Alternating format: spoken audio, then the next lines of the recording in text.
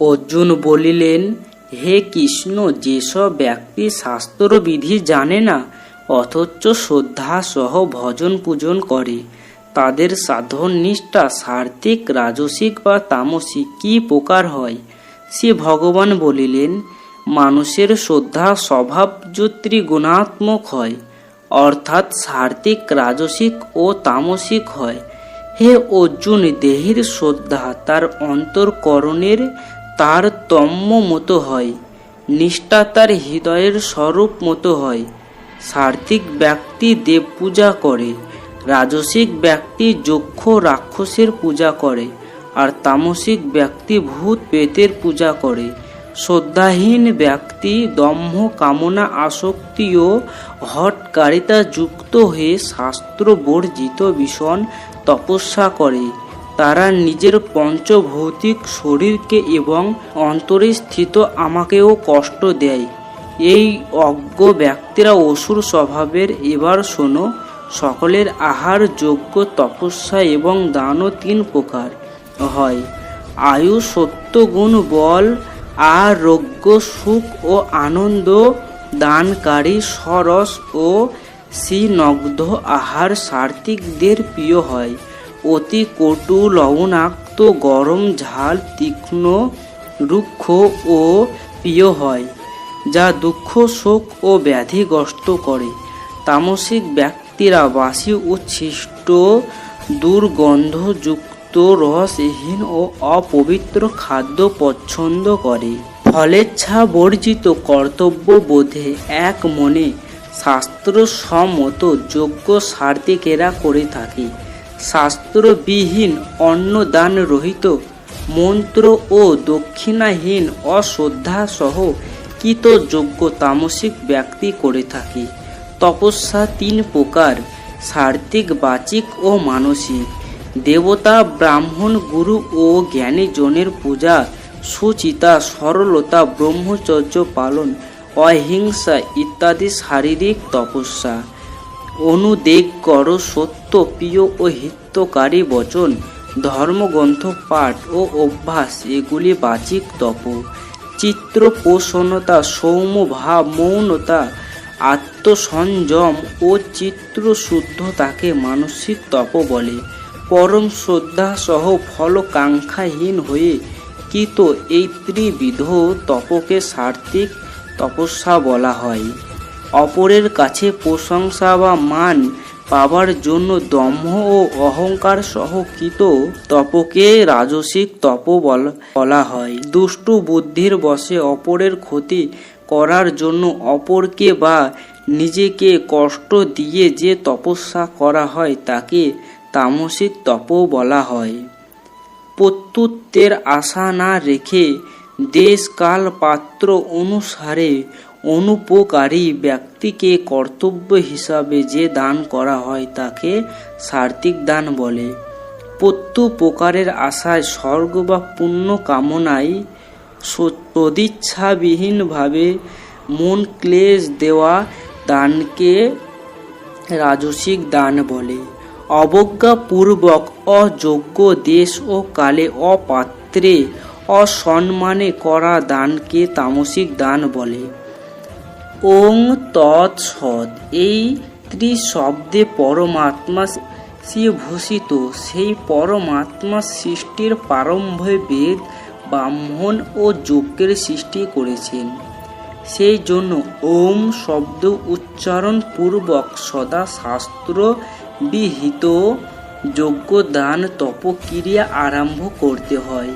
পরমাত্মাই সব কিছু, তাই তৎ নামে উল্লেখিত। সেজনা তৎ শব্দে কামনা না করে মোক্ষ কামনা পূর্বক যজ্ঞ, দান, তপ করা বিধেয়।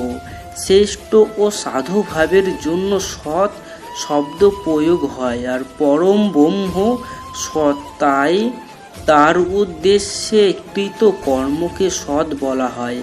হে অর্জুন, অশ্রদ্ধার সাথে করা যজ্ঞ, দান ও তপস্যাকে অসৎ বলা হয়।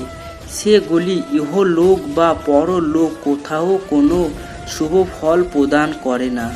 বাস্তবিকভাবে শ্রদ্ধাই সমস্ত সিদ্ধির মূল। শ্রদ্ধাবিরহিত যে কোনো কর্ম ইহলোক ও পরলোক উভয় লোকেই বিনষ্ট করে। শরীর বা মন বা বাক্য দ্বারা যে কোনো কর্মই যদি শ্রদ্ধাসহ করা হয় তবে তা সার্থিক কর্ম হয়।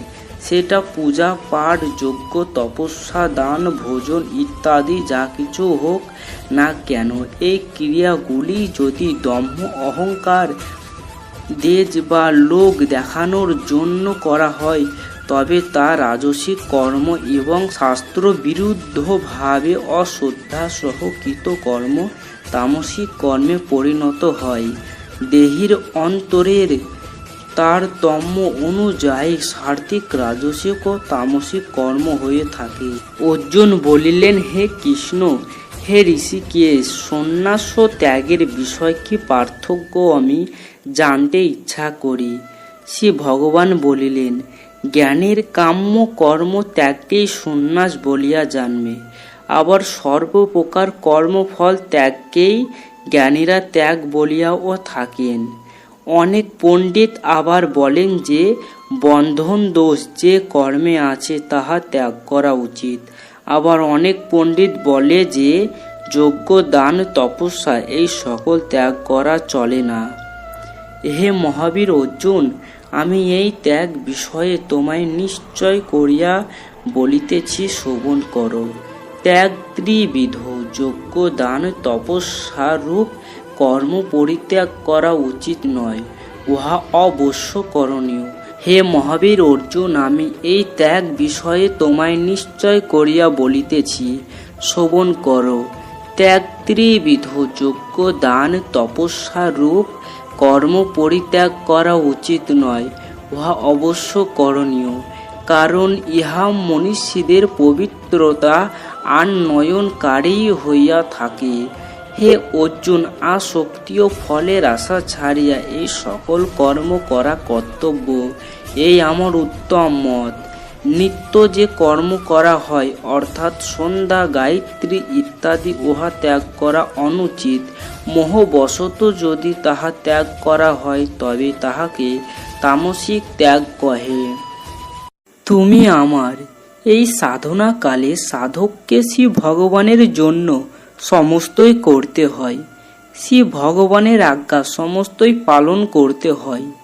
যতই ক্লেশ হোক না কেন, হে ভগবান, তোমার আজ্ঞা বলিয়া একাদশীর উপবাস করি, তোমার আজ্ঞা বলিয়া নিত্য নৈমিত্তিক কর্ম করি, অন্যান্য ব্রত উপবাসাদি করি। যতই যাতনা হোক না কেন, বিশ্বাসে তোমার মুখের দিকে চাহিয়া চাহিয়া চোখের জলে বক্ষ ভাসাইয়া ও তোমার আজ্ঞা পালন করি। এইরূপ করতে করতে যখন তোমার কৃপা অনুভব করি, যখন আমার ক্লেশ নিবারণের জন্য তোমায় আসতে হয়, যখন আমার চোখের জল মোছাইতে সাক্ষাৎ সম্বন্ধেই হোক বা পরোক্ষেই হোক কোনো রূপে তোমায় আসতে হয়, যখন আমি ডাকলেই তোমাকে আসতে হয়, তখন তুমি যে আমার তাহা বুঝতে পারি। যিনি শ্রী ভগবানের ভালোবাসা অনুভব করিয়াছেন, যিনি সর্বদা তাহার আদর অনুভব করিতেছেন, তিনিই বলিতে পারেন তুমি আমারই।